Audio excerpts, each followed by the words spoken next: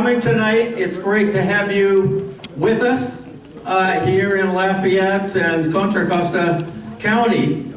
This event is being sponsored by the Mount Diablo Peace and Justice Center, which is based here at the Lutheran Church, Our Savior's Lutheran Church in Lafayette. We have our office here and we have various events here.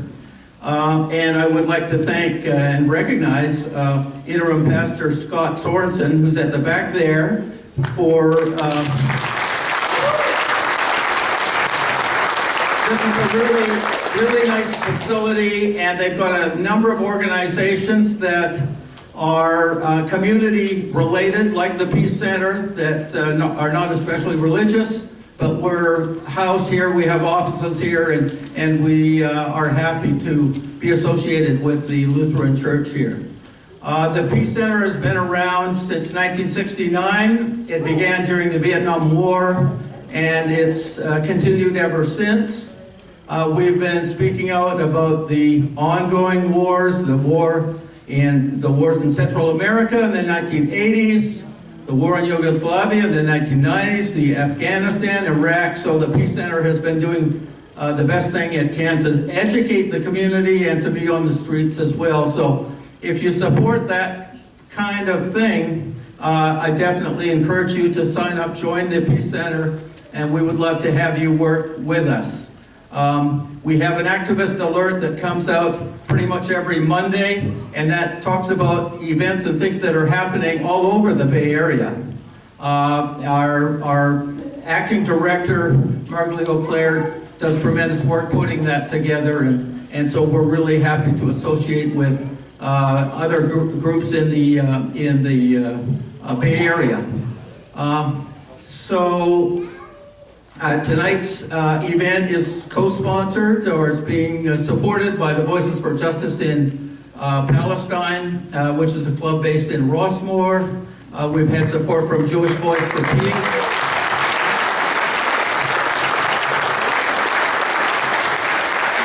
And it's really wonderful to see so many friends here and so many new faces as well. That is wonderful to see.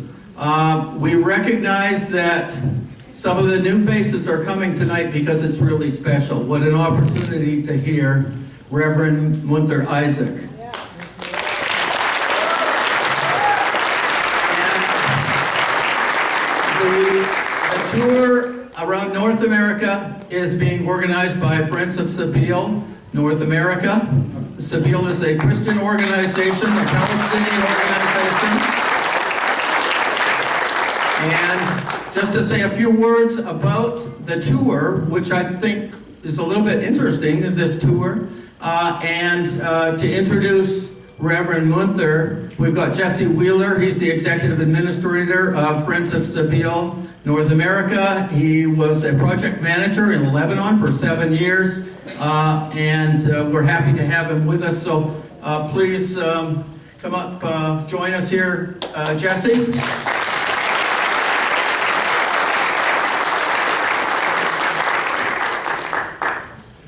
Good evening. It's great to see so many people here. I am deeply honored to be able to introduce Reverend Munther Isaac, and we're deeply honored that we have been able, that he said yes to our proposal of the tour. First and foremost. So, Friends of Sabeel North America, we are a Christian Voice for Palestine. We're an organization pursuing justice and peace in the Holy Land through education, through advocacy, and through nonviolent action. And we promote the vision of Sabeel Jerusalem, which is an ecumenical liberation theology movement founded by Palestinian Christians in the Holy Land. And we join our sister chapters around the world in advocating for liberation, for justice, for the Palestinians. And I'm deeply honored to be able to introduce Reverend Munther.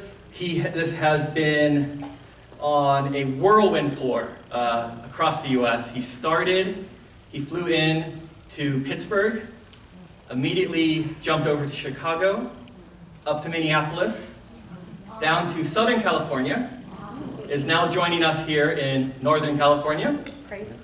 and tomorrow flies back out to New Jersey and New York. Another trip down to Atlanta, and then he has some vacation time. That's all his own, and he won't tell us where he's going, what he's doing. He doesn't want us to book him more gigs. So Reverend Munther, he is a Palestinian Christian pastor and theologian. He pastors the Evangelical Lutheran Christmas Church in Bethlehem and the Lutheran Church in Beit Sahor. He's also the academic dean of Bethlehem Bible College and the director of the influential Christ at the Checkpoint conferences. During this genocide in Gaza, Munther gained global attention for his sermon, Christ Under the Rubble, which was heard by tens of millions of people and subsequently quoted in South Africa's case against Israel at the International Court of Justice. He has appeared on CNN, BBC, Al Jazeera, MSNBC, and others. He's passionate about issues related to Palestinian theology and Palestinian justice. He speaks locally and internationally, published numerous articles, and he's the author of The Other Side of the Wall, From Land to Lands, From Eden to the Renewed Earth, in Arabic, An Introduction to Palestinian Theology, a commentary on the Book of Daniel, and more recently, in Arabic, a book on women's ordination in the church. He is involved in many reconciliation and interfaith forums, and also a board member of Kairos Palestine. He originally studied civil engineering in Birzeit University, then obtained a master's in biblical studies from Westminster Theological Seminary, and then a PhD from the Oxford Center for Mission Studies. Munther is married to Rudania, an architect, and together they have two boys, Karam and Zaid, who are together exploring the city with my wife and kids. So, I introduced the man who actually needs no introduction, so I just wasted your time. Apologies. Reverend Ivy.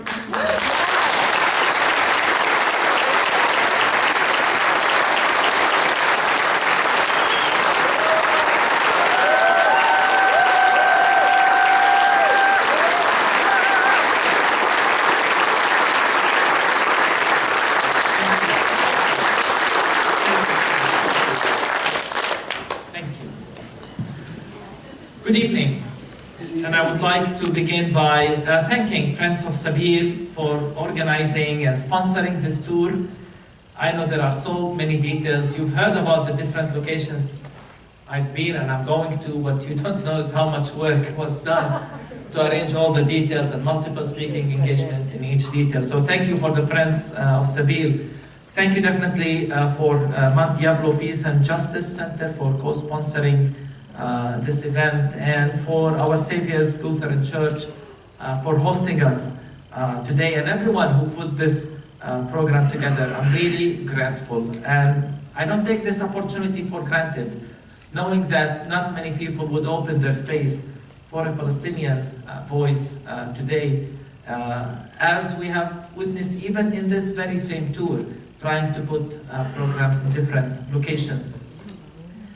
Jesus said, "Blessed are those who hunger and thirst for righteousness, for they shall be satisfied." Jesus said, "Blessed are those who mourn, for they shall be comforted."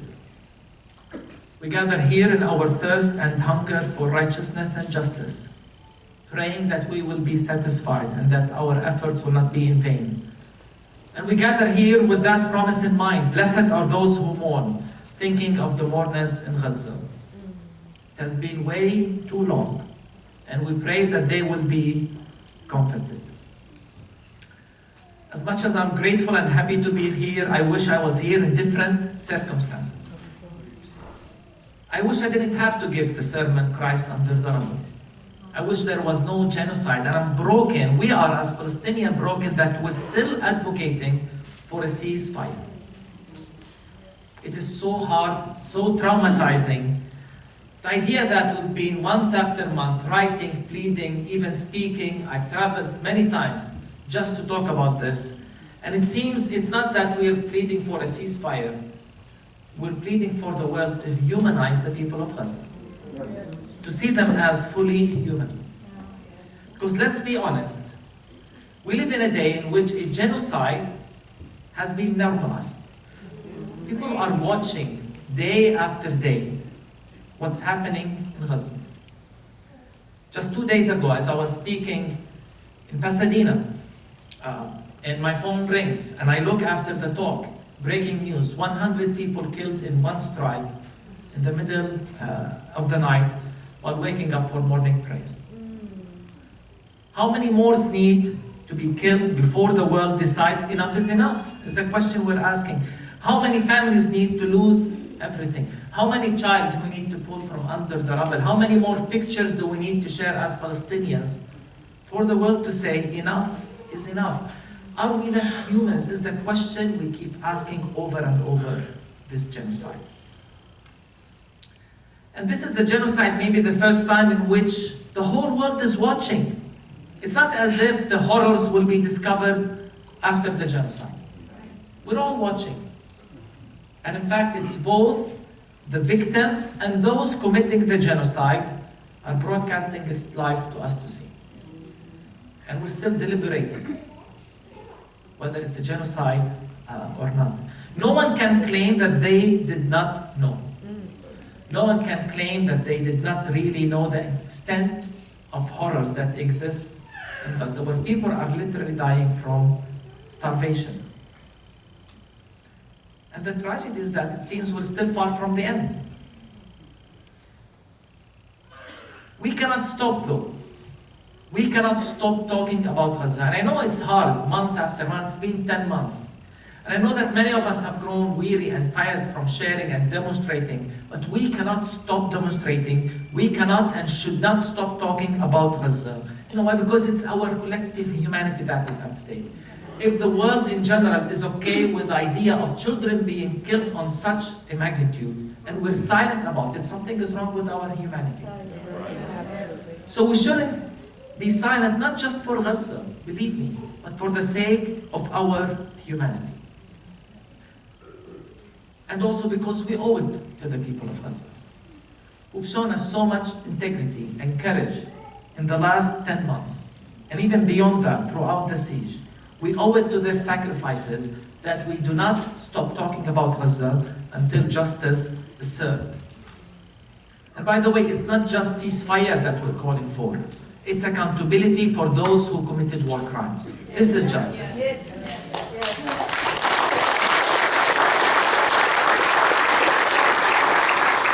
So we cannot stop, and that's why I'm here. And I'm here with a message. A message precisely to the American church, but beyond that. Beginning with the first point is that, and we will continue to repeat this over and over, this war did not start on October 7th.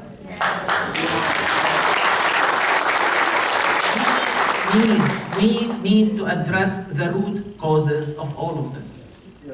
And I used to think, yes, it began with 1948, 76 years of oppression, ethnic cleansing, but believe me, it's even beyond that. A friend of mine from Gaza, a theologian, his name is Yusuf Khouri, said this genocide started with the phrase, a land without people. This is when we were erased. This was when we were not considered fully human. The colonizers thought, we can give their land to someone else.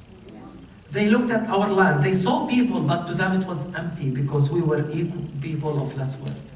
Not to God, but to them. This is when it started. Do I need to remind you that Israel is a settler colonial entity? I hope I'm not saying anything controversial here. This is where it all started. And I can't understand how the media, and let me be clear, many church leaders repeated the argument that this war started on October 7th. Isolated October 7th as an isolated event, as if, you know, Palestinians woke up and decided to murder Jews. Why aren't the world talking? Why aren't we talking about 76 years of oppression? 76 years of ethnic cleansing, settler colonialism. I'm still shocked that one of the things, again, when you watch how the media, and again churches, in their statements, talk about this war, very little, if anything, is mentioned about the fact that 80% of the people of Gaza are Nakba survivors, refugees from 1948. Why isn't anybody talking about it? I mean, Israel was literally established on the ruins of the towns and villages of the people of Gaza. Yet somehow this is not mentioned in the coverage of the war. And it's only been 76 years. Friends, these people have the keys to their homes, and they're denied the right to return to their homes. Yet we're being lectured and taught that Jews around the world, because they were somehow in the land thousands of years ago, or because God promised the land to Abraham, they are entitled to the same land. Think of that logic. We're denied the right to return to our homes, of which we hold the keys, while being told that a Jew born in Brooklyn have the right to go and live in those homes. Yet no one is talking about this. Everyone is fixated on that particular day. Why is the international community still silent about the breaking of international law over and over and over again? Why isn't anybody talking about apartheid in Palestine? It's a question that I still honestly baffles me. Human rights organizations, legal experts have documented and numerous reports proving and showing by detail this is apartheid. Yet the same churches who lecture us on human rights and the international law ignore those reports. And it seems as if there is a footnote that we've missed somehow about the international law and human rights, with the exception of Palestinians. As if it does not apply on us. This is the question we're asking now. And that's why I said in December, and I'll say now, I never ever want a European or an American to lecture us on the international law or human rights anymore.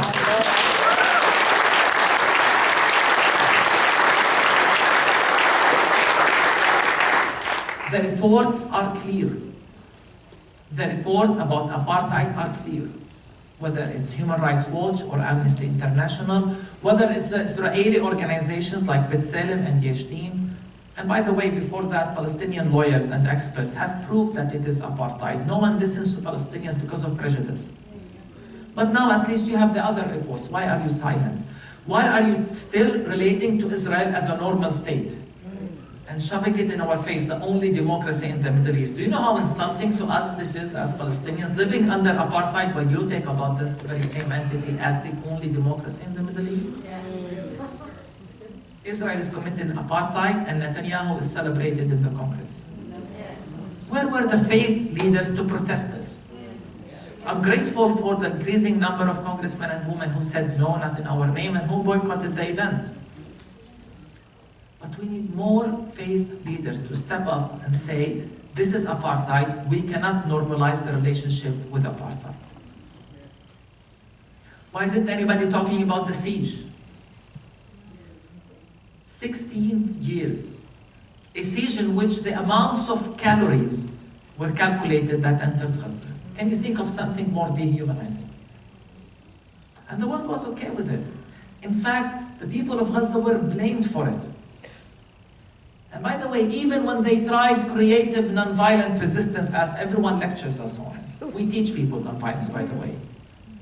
When Palestinians tried nonviolence, the same people of Gaza, they were shot dead, hundreds died. A year, week after week, they would protest at the borders. No one talks about this. Everyone isolates October 7. Why isn't anybody outraged by the war crimes that are happening live on air day after day in Gaza? Hospitals, churches, mosques are being bombed.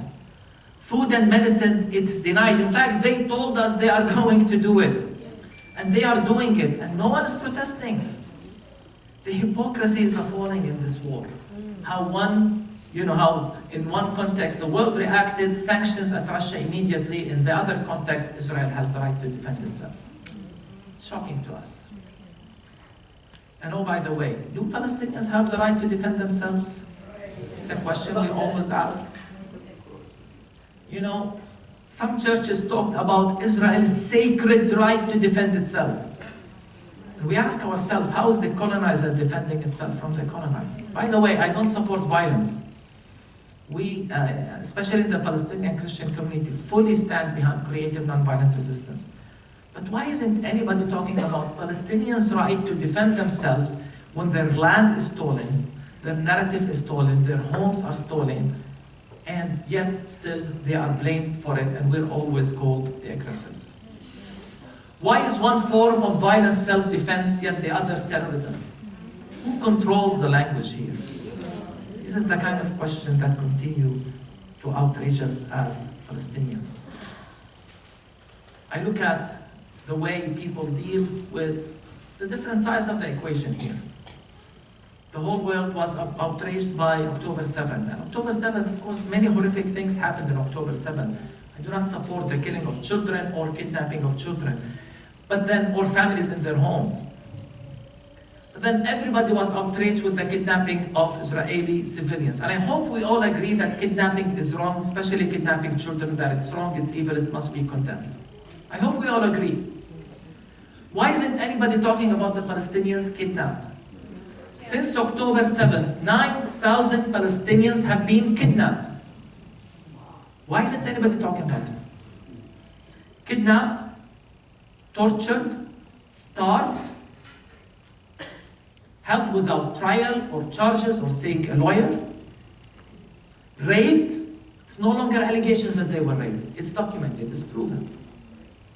And the world is silent.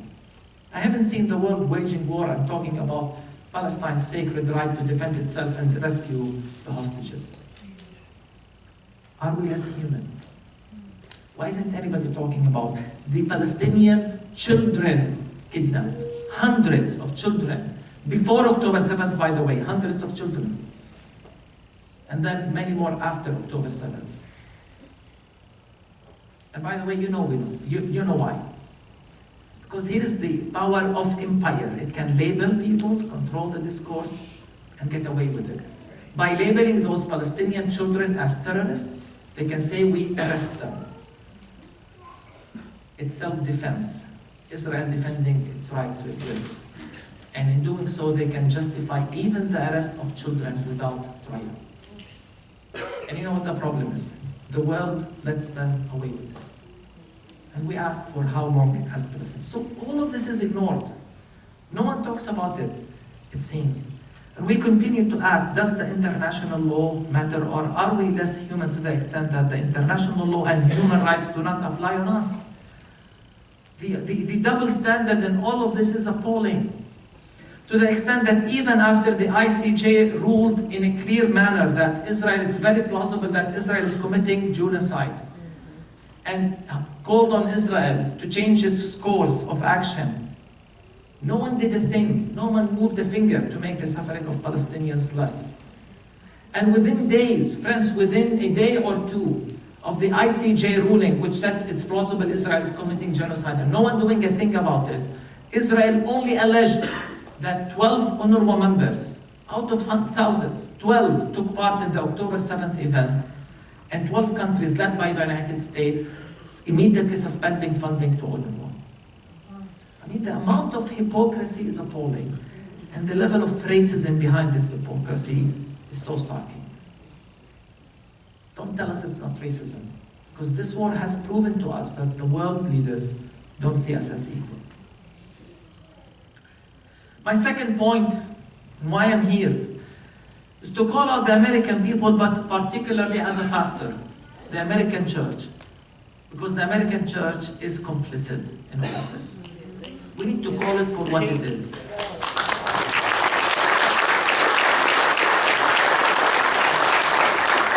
Theology has always played a role in justifying and supporting the settler colonialism of Palestine. It was the pretext of the colonization of Palestine. We were told that Jews are returning to their home. I just mentioned the concept of a land without people. It's the slogan of the Zionist movement. Yet what very few people know is that Christian Zionists said this before Jewish Zionists. And by the way, Christian Zionism predates Jewish Zionism and outnumbers Jewish Zionism. We were told that the solution, and I'm here telling you what the Europeans said, to what they created, which is the Jewish problem, anti-Semitism and racism toward the Jews, was the restoration of Israel. For that to happen, Jews must be in Palestine. And that was the beginning of the idea, a land without people for a people without a land. For years, theology came to the aid of Israel. Using biblical language, we were told that Jews are returning to their land. How many times you've heard that slogan? And I hope you understand how that slogan is received by us Palestinians. The moment you say Jews are returning to their land, you make me, the indigenous Palestinian, the stranger in that land. As if I am occupying someone else's land and now that person is returning. When you say Jews return to their land, you give a Jew born in Brooklyn or in California more rights to come and live and dispossess me and live in that land because God says so. And you've been repeating this kind of line of thinking and theology year after year after year. And by the way, when Palestinians say this is our land, when I say this is our land as a Palestinian, I'm not making a political statement. We're talking about land we've owned and farmed for generation upon generation upon generation upon generation. We're deeply rooted in Palestine. This is not about making political claims when we say this is our land. Yet somehow, we have to always hear this concept that God gave the land to the Jewish people. And I really hope people who repeat that line of thinking or promote it, whether in a soft way or in a hard way in churches. And by the way, Reverend Mitri Rahib, a Palestinian theologian, calls this the software of empire. There is the hardware and there is the software, theology. And I always wish to tell people, I wish you're listening to yourself.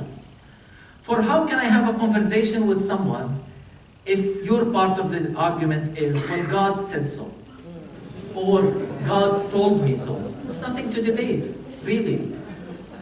Are you listening to yourself? Are you trying to understand what you're imposing on the Palestinian people?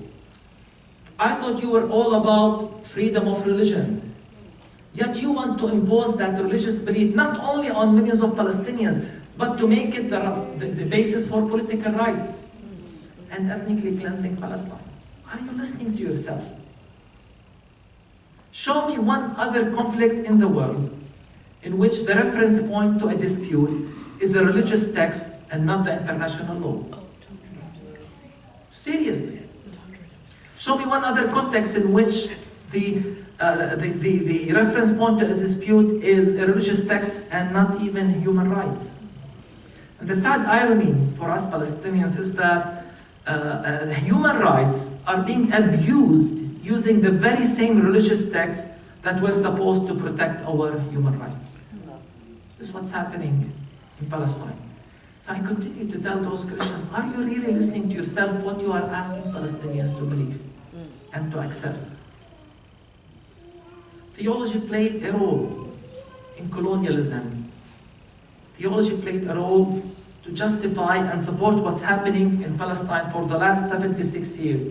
And people still ask me, but Pastor, doesn't the Bible say so and so and so in this text? And I want to help people understand what they're asking me. Because rather than trying to answer the question, I want them to try to understand what in fact they are telling me.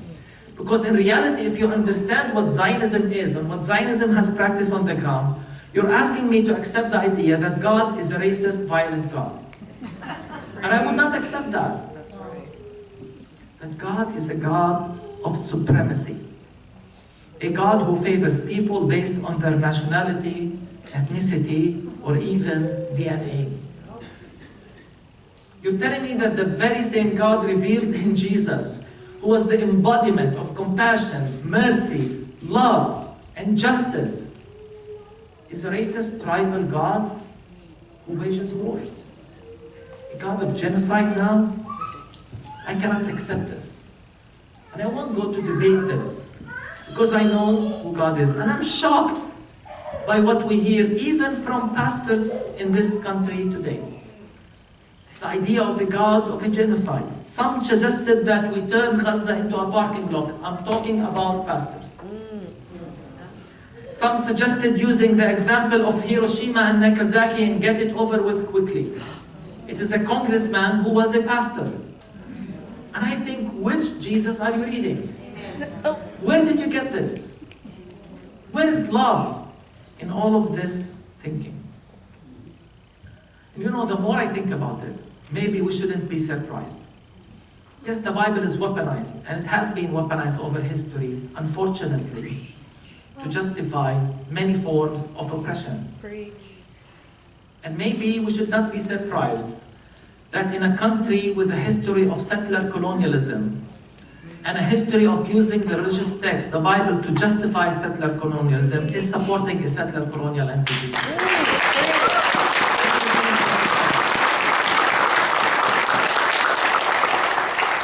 We shouldn't be surprised because we've seen how people use the Bible, distorted the image of this is not the Bible, this is not Jesus, but sadly the Bible was weaponized even to justify slavery and segregation. In South Africa, it was used to justify apartheid. I was in South Africa in May, and I've learned at the feet of the giant people of faith there.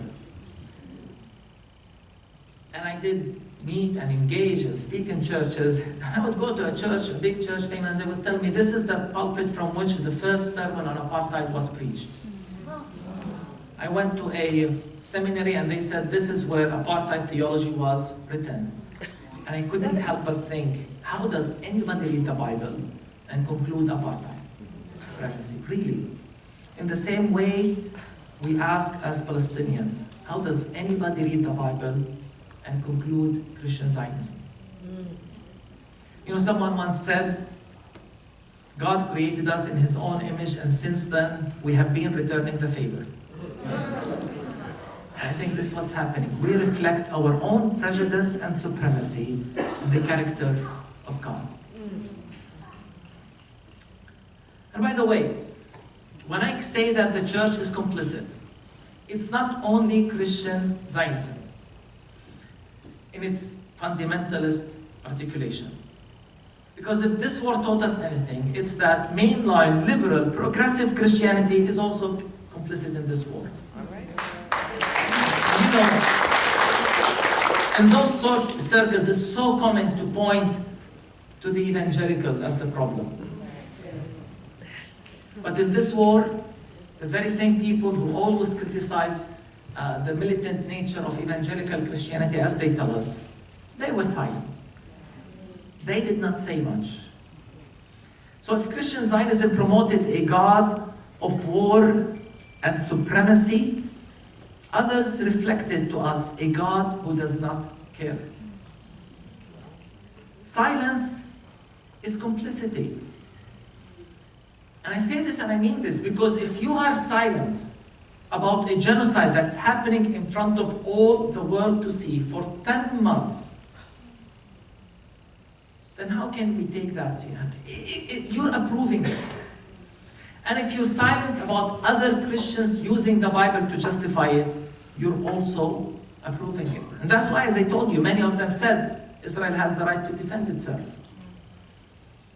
And as Christians in this country, I'll come to this in the end, if you're silent about how your money is funding this genocide, it's your tax money, then you're approving. And if you're silent when the elected leaders you elect to the Congress continue to give the political cover to this genocide, then you're also approving.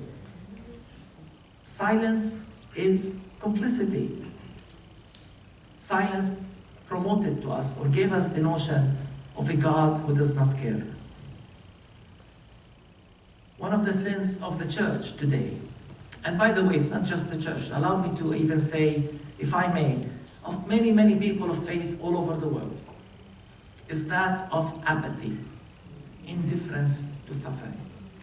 We're so religious, we're so good at being religious, we're not good when it comes to those suffering from injustice at the front steps of our doors. We're not that good in caring for the oppressed and the marginalized. But we claim to be religious and worship a God of justice, mercy, and truth. It's an indictment against all people who claim to worship God, yet are silent about the suffering of others. In the biblical tradition, there is a parable that Jesus gave about the rich man and Lazarus. I'm sure many of you know that story. And it tells of two people. One is rich Doesn't mention his name. One is poor, very poor, Lazarus. And Jesus talks about how both died, one went to heaven, one went to hell. I've always asked myself, why did the rich man go to hell? Is it his money? Is this a call that if you're rich, you're going to hell? I don't know. But then, no, it's not that. It's a question I've asked, to be honest. And then I paid attention to a detail in the story that actually showed that it's not the richness that is the problem. It's something else. The Bible says Lazarus literally lied at the gate of the rich man. He was at his doorsteps, meaning that the rich man would see Lazarus every day going in and going out. The sin of that rich man was his apathy to injustice. He did not care for the poor. And as I said, it's an indictment against many religious people today. Suffering is literally at the doorsteps. And what's happening in Gaza today is being watched by all of us. And I ask, what are we doing? And sadly, when it comes to the mainline churches, let me be very clear in my criticism. I hope no one, if you're offended, it's okay.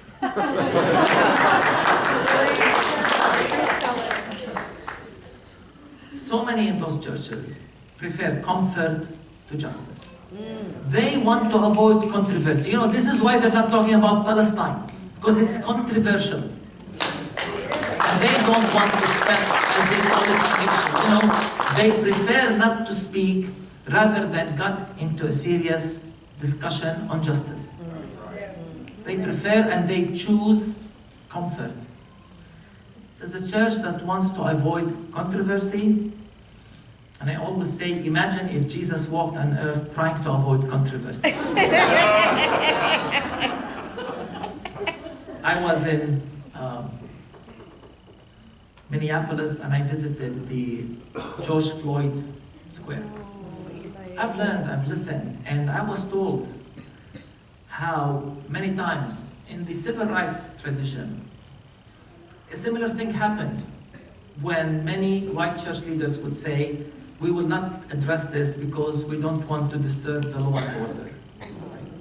So they didn't address segregation.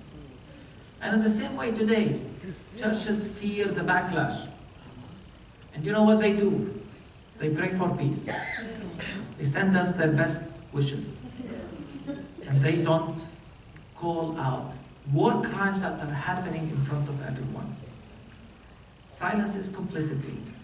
And the church has been complicit in many ways. As I say this, I cannot deny, and I would be wrong to deny, the many, many prophetic voices that have spoken. I'm grateful for churches, mosques, and synagogues that demonstrated in the streets, that made their voices heard. I don't deny that, and I definitely see it. And I want to encourage all of you, and thank you, if you have spoken out. I think of the Gaza ceasefire pilgrimage, where thousands upon thousands walked all over the world, miles upon miles, calling for a ceasefire. I see that. But I think you also agree with me that by and large, faith leaders, and I will only focus on my own tradition, Christian church leaders, were silent. So my message for the church and for faith leaders today is precisely this. This is a Kairos moment. This is a divinely appointed moment, and it's a moment that demands action. It's a moment that demands courage, integrity, and response. We cannot go back to the old ways of responding to what's happening in Palestine. It's time to have discernment about what's happening and respond appropriately. It is a moment that I would like to call "You are the man" or "You are the person" moment. Inspired by Nathan's confrontation with King David, a biblical story from 1 Samuel. It happened when Nathan, the prophet, had to confront King David with David's sin of greed, adultery, murder, exploiting the vulnerable, and taking what is not his own. David did all of these in his sin. And Nathan had to confront him. To do so, Nathan gave a story with a clear message. And that story was followed with a strong conclusion. So let me read you how David confronted David. The Lord sent Nathan, how Nathan confronted David. The Lord sent Nathan to David. He came to him and said to him, there were two men in a certain city, the one rich and the other poor. So the rich man had very many flocks and herds. The poor man had nothing but one little lamb that he had bought. He brought it up, grew it up with him and with his children. The poor man the lamb used to eat of the poor man's meager fare and drink from his cup and lie in his bosom, and it was like a daughter to him. And then Nathan says, there came a traveler to the rich man. And the rich man was loath to take one of his own flock or herd to prepare for the wayfarer or the traveler he had come to him. So he took the poor man's lamb and prepared it for that guest who had come to him. The Bible tells us that David was angry, greatly kindled against this man. He was shocked by that story. David said, as the Lord lives, the man who has done this deserves to die. He shall restore the lamb fourfold, because he did this thing and because he had no pity. And then came Nathan's response. So profound, so courageous, so prophetic. A response that is so much needed today. Nathan said to David, you are the man. You are the man. This was Nathan's challenge to the empire of his time. It took courage, for sure. It took risk. But he had to speak truth to power. He had to uncover the exploitation of the vulnerable, even if it meant challenging his own king and his own empire. This was Nathan's Kairos moment in which he realized that diplomacy doesn't work. He realized that trying to make a vague statement and tried to give a hint to David that what he did is wrong does not work anymore. This was his Kairos moment that demanded prophetic courage, a moment that is very much needed today. Friends, this is not a time for diplomacy. It's time that we speak with moral clarity. It's time that we speak with integrity. This is not the time in which we try to rationalize the two positions and put them one next to the other and try to help people. We're peaceful, we see two sides of the equation. It's a Kairos moment that demands courage, integrity, and morality, moral clarity, especially today. Especially given what politicians are saying, are doing. And I say this having spent a lot of time, not just in the last 10 years, but throughout the years, meeting with church leaders, faith leaders, and also many diplomats and politicians. You know what they tell me? They say one thing behind closed doors and another in public. They tell me that they understand, they sympathize, they support, but they don't say this in public. Some of them would say, I wish I could say this in public. You know what? They can't say this in public, but they choose not to. And this is the problem. This is why I will continue to say what is needed more than anything in the political discourse today, and believe me, in the church discourse, is precisely that. Courage, integrity, and morality. So let's begin by confessing our complicity as people of faith. And this is why I'm here. Confessing demands repentance. Repentance means reverse of course.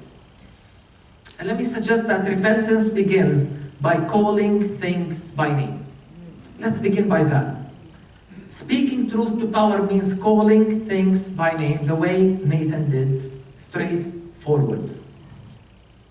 As such, let's begin with this. Please stop talking about the Palestinian-Israeli conflict. There is no conflict in Palestine. There are no suicides fighting, and we're trying to mediate and reconcile. And please stop preaching to us or lecturing us on peace and reconciliation. There is no conflict. There is settler colonialism and apartheid in Palestine.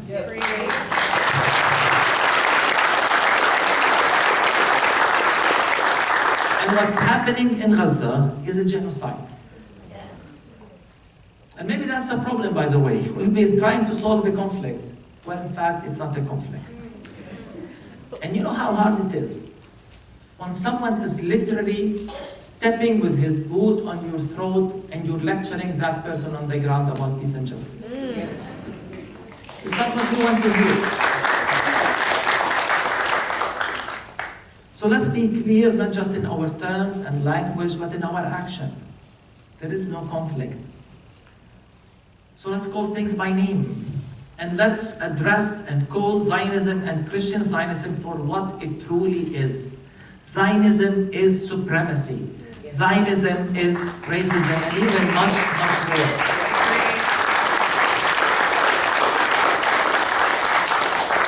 And if you don't believe me, or you think I'm just being aggressive, listen to what Zionists are telling us. Have you read the nation-state law? I'm serious. Have you read? Go and read the nation-state law passed by the Israeli parliament, Knesset, just a few years ago. In it they say, and I quote, "The right for self-determination is exclusive to the Jewish people only." If this is not supremacy, what is? This is the parliament. This is the parliament of the prime minister who was celebrated at the Congress. And the current Israeli government that came to power in January of last year, which is a culmination of Israel's shift more and more to the right. In its coalition agreement, they say, and I quote, "Jews have an exclusive right to the land of Israel," end quote. And again, if this is not supremacy, what is? If this is not exclusion, what is? By the way, imagine if a Palestinian leader or of a Palestinian party said, Arab Muslims have exclusive right to the land of Palestine. Imagine how the world would react. It would be called anti-Semitic, all sorts of things. Yet Israel does it, and they get away with it. Yeah. So let's call Zionism for what it truly is. And I would like here to ask my Christian friends who support Zionism, given Zionism's history of colonialism, ethnic cleansing, and apartheid, can you really put the word Christian before all of that? No. And for that matter, can we really put the word Jewish before that? I love the simplicity and moral clarity of Jewish Voice for Peace.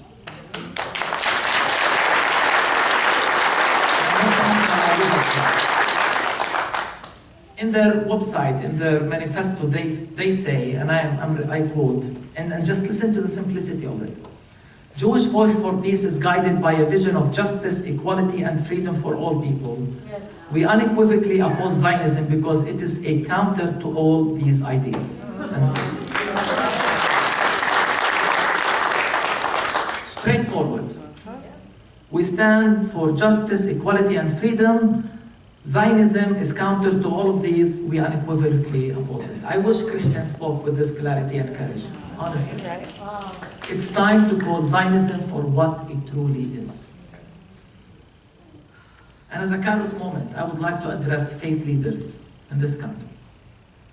I'm very encouraged to begin with that wherever I went, I saw many Christian, Muslims, and Jews, people of faith and people of no faith even, coming together and saying no to apartheid, no to this genocide, bringing and creating new alliances for justice. It's really encouraging. I truly believe it is the way forward, and we need to see more of that.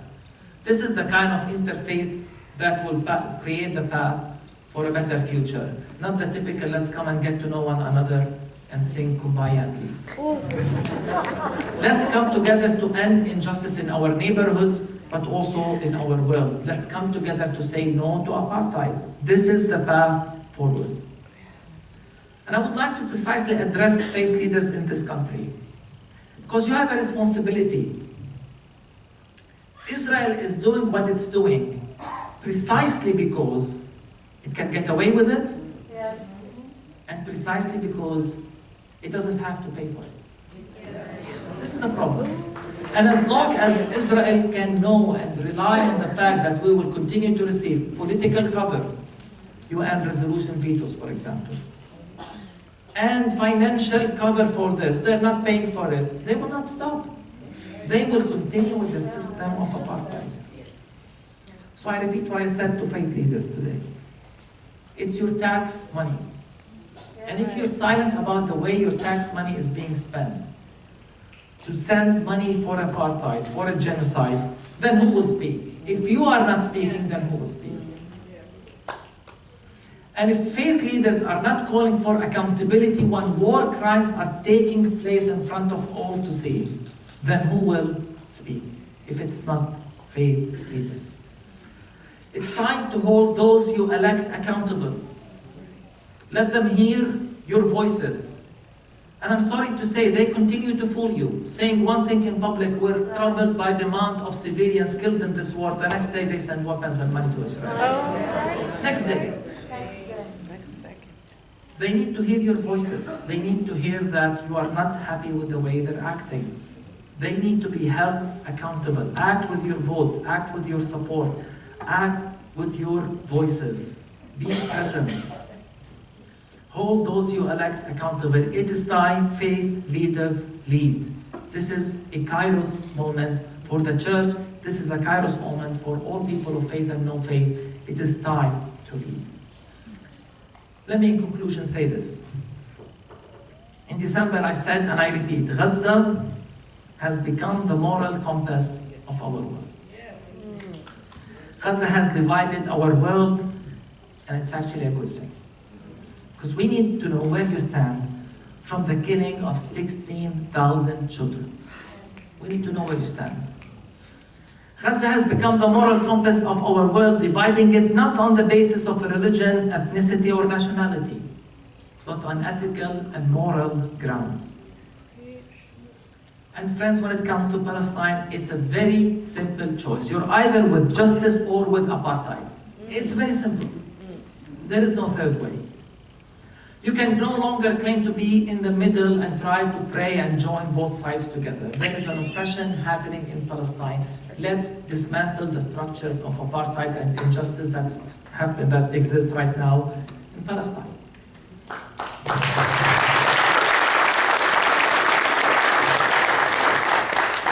Gaza has become the moral compass of our world, and it's our collective humanity that is at stake. For let me repeat. If the world is okay with the genocide that is happening under our watch, we're watching it. Children are being massacred in a horrific way. Day after day we see images of body parts, of people pulled from under the rubble. And if we're still okay with that, what kind of future are we giving to our children and grandchildren? It's our humanity that is at stake. It's not just simply about Gaza. And as a pastor, I must address my fellow Christian siblings. It's precisely the credibility of our Christian witness that is at stake. If we claim to follow Jesus of Nazareth, the embodiment of love and compassion, yet are silent about a genocide that is happening at our doorsteps, then it's our credibility that is at stake. If we're silent when the Bible is weaponized to justify this genocide, and we're not doing enough to stop it or to stop the weaponization of the Bible, then it's the credibility of our witness that is at stake. We can no longer be silent. And that's why I will continue to ask, where is the church when the church is needed? Why isn't the church in the streets? Why isn't the church speaking out in a louder voice? I've asked myself this question several times. And you know, when horrible things happen, we usually ask, where is God? Right? Why does God allow this? And maybe if it's an earthquake, yes, we can ask this question. If it's a hurricane, we can ask this question. But the genocide committed by fellow humans, the real question is, where are the good people to stop it? And as a Christian, I will continue to ask, where was the church? And it's the question that will continue to haunt us in our Christian tradition, given our history. I've learned this in a very difficult way. Some years ago, I was in my 20s and I visited the Holocaust Museum in Jerusalem. I'm not comparing suffering or context, I'm just telling you my experience. And in that visit, accompanied by a Jewish person who explained the history to me as I went from one room to the other, I was traumatized. And in my naivety, and I say this honestly, in my naivety, I kept asking myself, you know what, where was the church? Because I thought, surely the church will not accept this. How did they allow this to happen? Where was the church in Germany and Europe? I say in my naivety because I later studied history and discovered that the church was actually very much complicit in the Holocaust. The very same church that today lectures us on violence in Islam and Muslims, and I tell them, have you any shame? Study your history. Who slaughtered 6 million Jews? Was it Arabs and Muslims or the church? Or Christians, sorry. But that's the question we need to ask. Where was the church? The church, friends, must find its home in the streets. That's where the church belongs. The church belongs to those who are hungry and thirsty for justice. That is where the church belongs, with those who are hungry and thirsty for justice. I look at the students, their passion, their commitment. They understand what we've been preaching about, the concept of a costly solidarity. They put their futures at risk. They paid a heavy price. Some were sued for doing this. They sacrificed so much. And yes, we need to applaud them.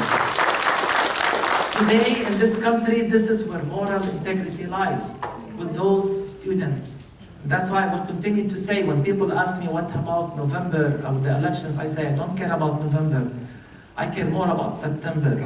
I have more hopes if those students will go back to the streets to demonstrate, to the sit-ins, to their encampments.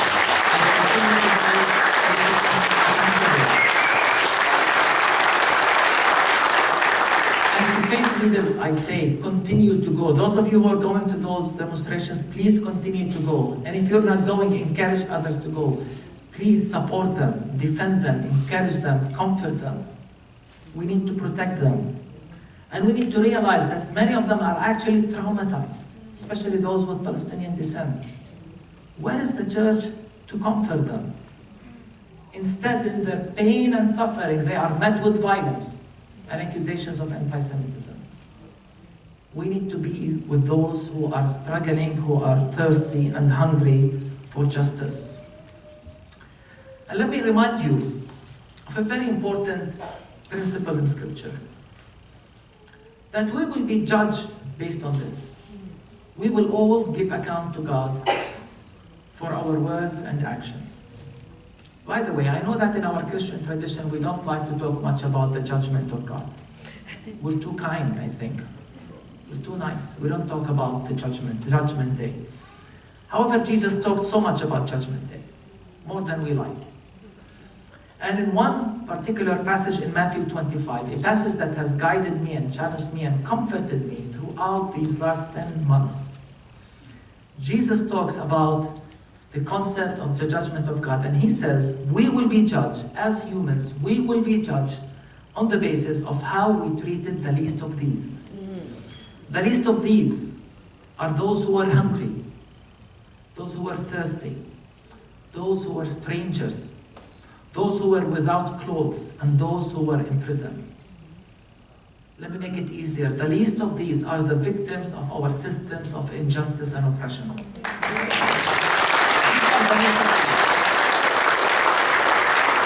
And Jesus said, we will be judged based on how we treated the least of these.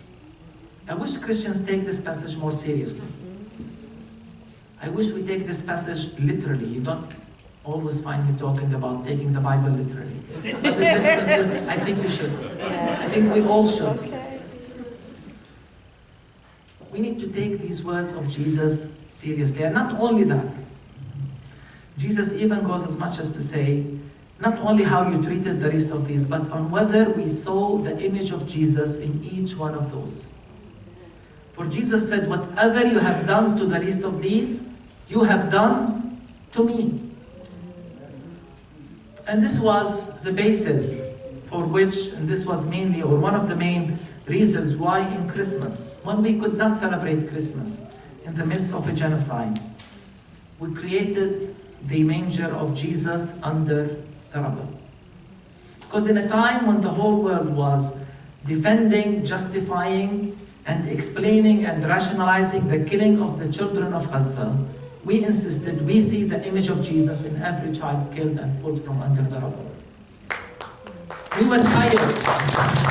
We were tired and honestly very angry by the systematic dehumanization of the people of Gaza and even the children of Gaza, to the extent that people were okay with the constant killing of children and the images day after day of children pulled from under the rubble. That's why we say we see Jesus in them. Christ is under the rubble. This is God's message to us, that He is in solidarity with those marginalized and oppressed and those who are suffering. This is the meaning of Christmas and the Incarnation.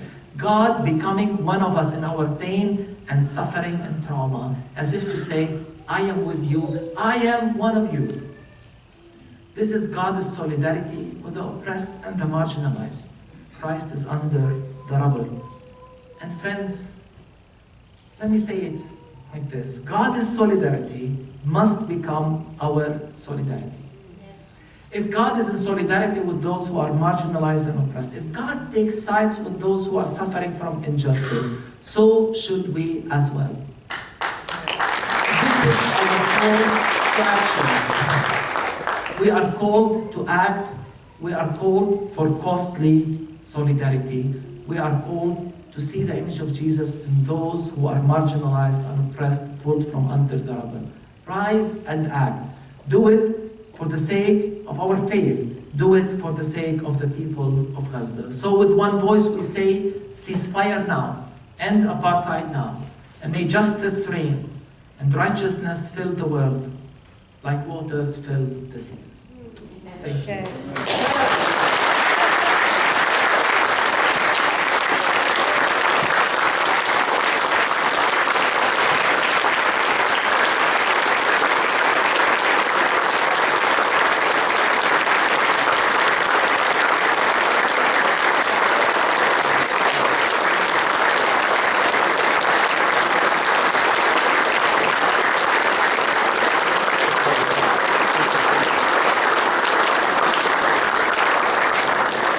Thank you very much, Reverend Munther.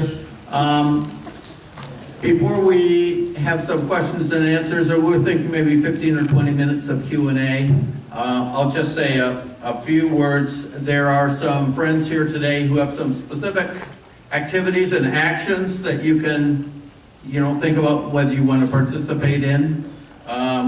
We've got Nora Curry here. She just returned from Palestine with International Solidarity Movement.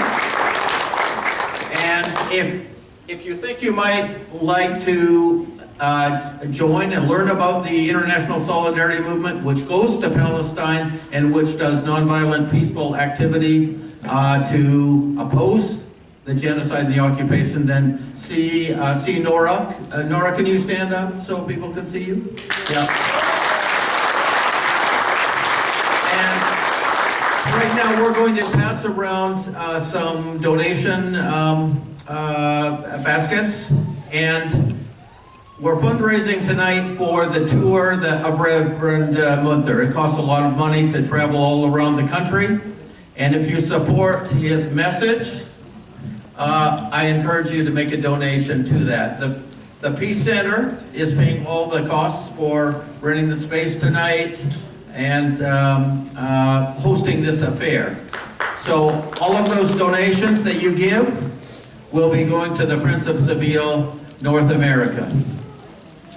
Another specific action, some of you saw, I've seen some beautiful t-shirts, the apartheid-free communities. And that's an excellent campaign. And there's information outside in the area that we began. And we've also got a petition.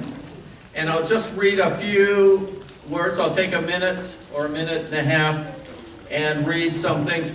Read the key parts of it. It's a bit long, but I'll read the key parts of it, and that way you'll know if you want to sign up on your way out. It's the petition, and where you sign is at the table that a lot of you signed on your way in. And this is the People's Resolution calling for a ceasefire in Palestine and Israel and demanding justice for all. We, the undersigned residents of Contra Costa and surrounding counties living on the stolen land of the Miwok and Ohlone peoples, believe that all life is precious and that all suffering and loss of life is tragic. We mourn the lives lost on and since October 7, 2023, due to the violence in Israel and Palestine.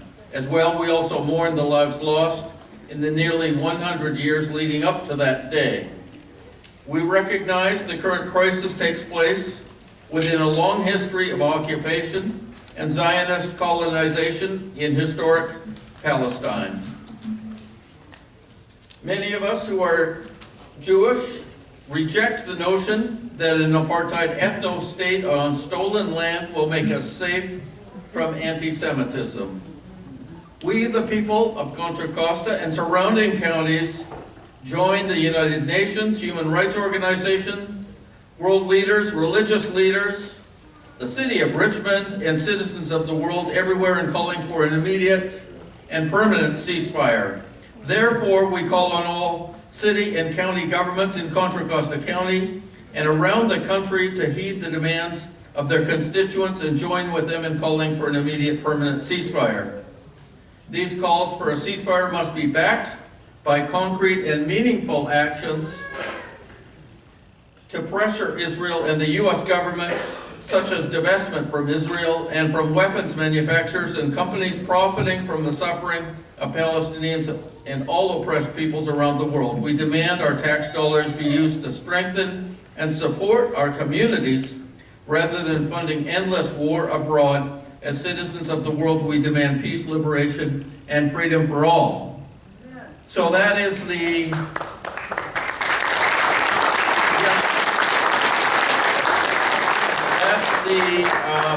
People's Resolution, and we've got sign-up sheets on your way out if you want to sign it, and those are the key points of it. So are the baskets going around for donations? Then I'll pass around. We've got a microphone. We do ask for people not to make lengthy statements. We all came here tonight to hear Reverend Munther, and I'll pass the mic alternating from one side to the other, and we'll have Reverend Munther respond to your questions for about 15 minutes.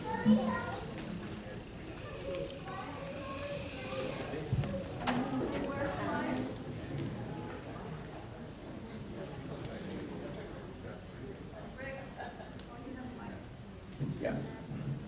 First question?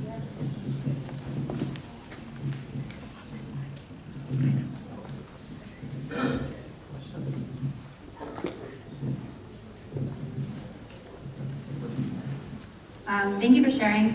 I had a question about the best way to financially support Palestinians, I guess, and then specifically in Gaza. If you had any tips on that or suggestions?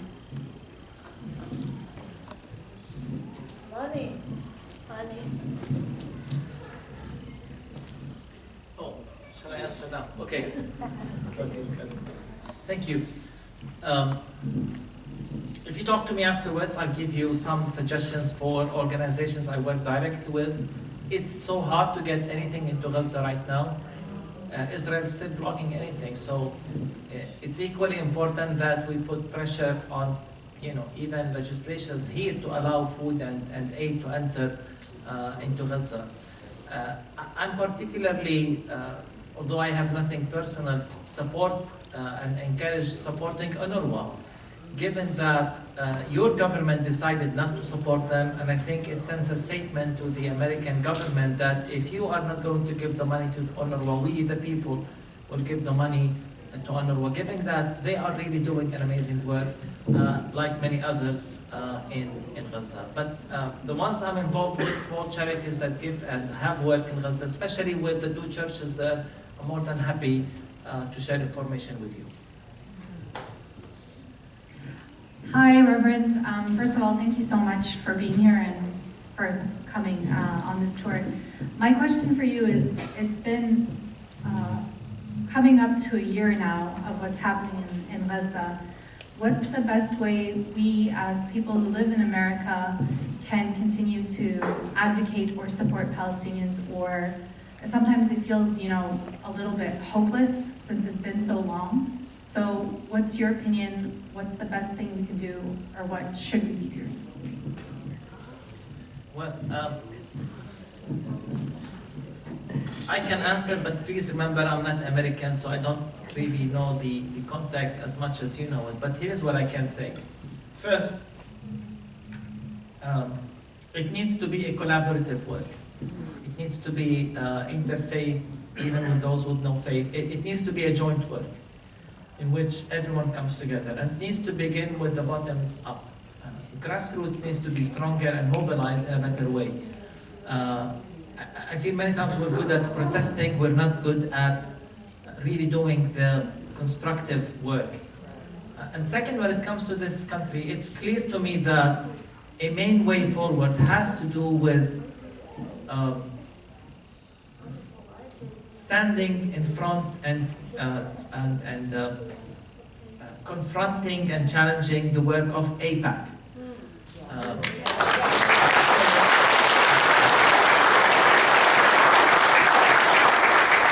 In the last few months alone, AIPAC invested millions of dollars, millions, in primary races in the Democratic Party, and managed to defeat both, I think, Kerry Bush and Jamal Baldwin. Shame, yes, but if we are not willing to stand behind those congressmen and women who are willing to speak for justice and defend them, support them, give them financial need, then who will? So it's time also to organize and work in a more efficient way. It's important to demonstrate in the streets, I believe it. It's important to demand, but at the same time it's also important to vote in the same way, in a responsible way, to vote and to also defend and protect and support those politicians who are standing for Palestine. So maybe, I hope this helps.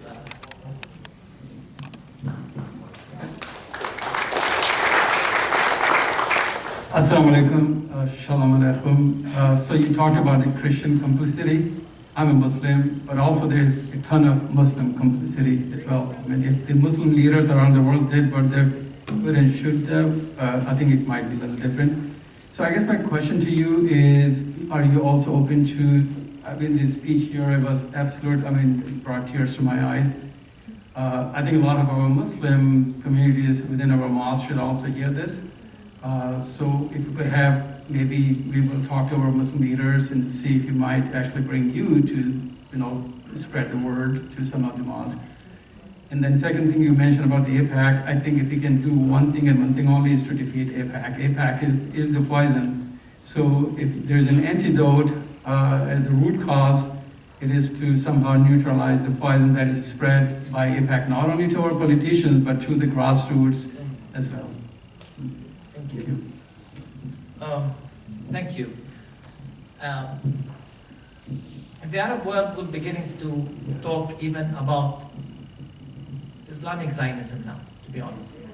And it's no secret that Palestinians feel betrayed by Arab and Muslim countries.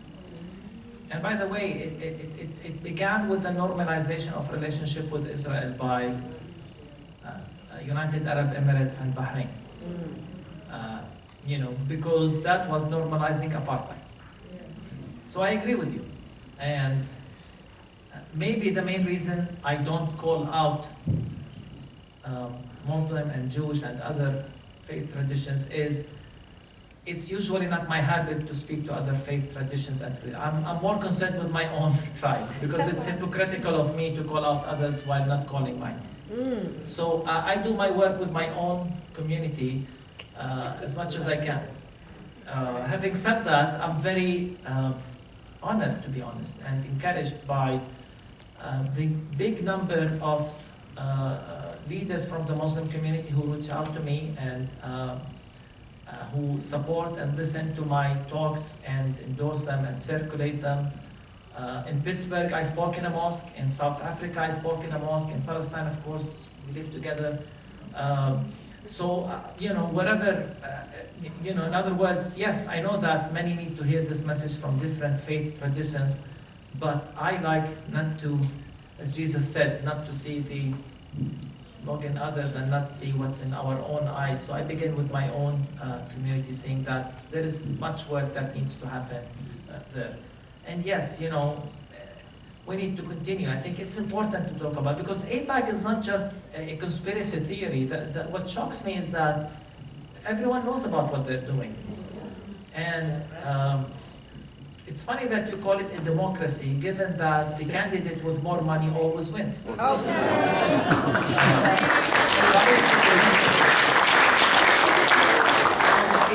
It's sorry to say, it's on you if you continue to allow it to happen, given how clear and obvious it is. Friends, you have another country interfering in your elections directly, openly, controlling who wins elections. And if you're okay with it, then that's a problem.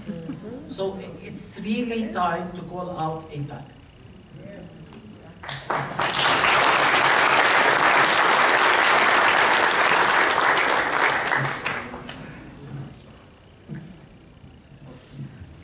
Yes, I was very encouraged by your talk about September and the students. I'm from Bangladesh and I just came back. The student movement basically changed the entire government. That means the Prime Minister, he had to fled the country, go. And basically, so I hope, the students everywhere take their courage and lesson from the students of Bangladesh.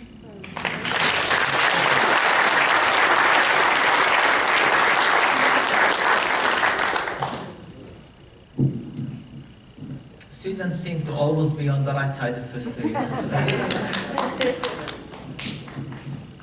Yeah, so the question I have is about the T word. And just briefly, 2 nights ago in Gaza, my brother adopted, his name is Munther Abarabi, texted me to say they were under attack. I called and got through on WhatsApp. He said there was an F-16 flying over. It dropped, 2 bombs were dropped, and it was the school at Al Tabeen where they murdered 120 people, mostly, I'd say, probably all civilians, women and children blown to pieces. For 76 years, the Zionists coveting, desiring this land, leading to the stealing, the murders, the killing, the lying about it, has continued. In this country, they dominate the media. So the T word is terrorizing the Palestinians for the last 76 years. Can we call it what it is? Can we say the Zionists have been the terrorists for the last 76 years?